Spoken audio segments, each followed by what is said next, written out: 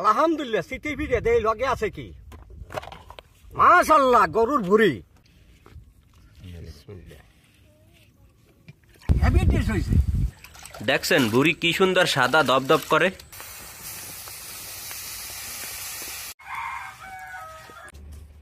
মা যে এই বাজার দিয়ে ভুরি কিনে লইছি আজগো।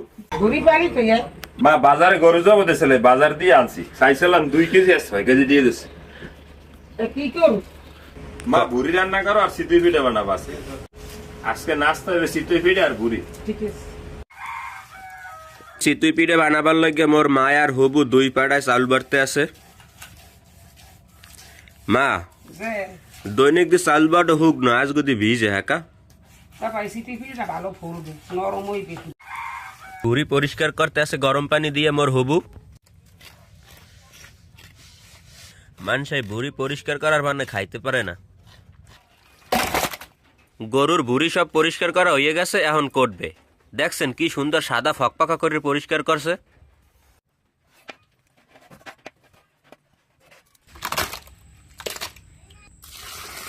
ভুঁড়ি কোড়া শেষ, এখন ধুইতে হইবে। দেখছেন ভুঁড়ি কি সুন্দর সাদা দপদপ করে। গরুর ভুঁড়ি ধোয়া কোড়া শেষ, এখন খালি রান্দার পালা। ভুঁড়ি সেদ্ধ করে নেছে, এখন ধুইয়ে তারপর রান্না চড়াইবে।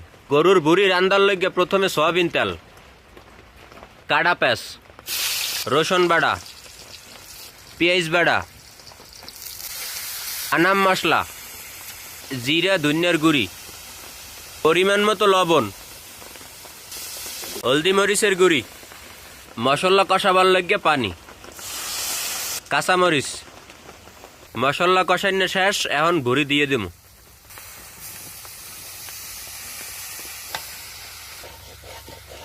এখন ভুঁড়ি ভালো মতো মশলায় কষাইতে হইবে। ভুঁড়ি কষানো হয়েছে, এখন দিয়ে দিমু আদা বাড়া। আদাটা লাস্টে দেওয়ার কারণ হয়েছে আদার গ্যাসটা এখন ভুঁড়ির মধ্যে ঢুকবে ভালো মতো।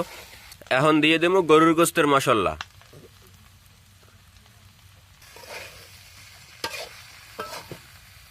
ভুঁড়ি কষানো হয়ে গেছে, এখন দিয়ে দেবো অল্প একটু জল। মায় সিতুই পিঠে ভাজতে আছে।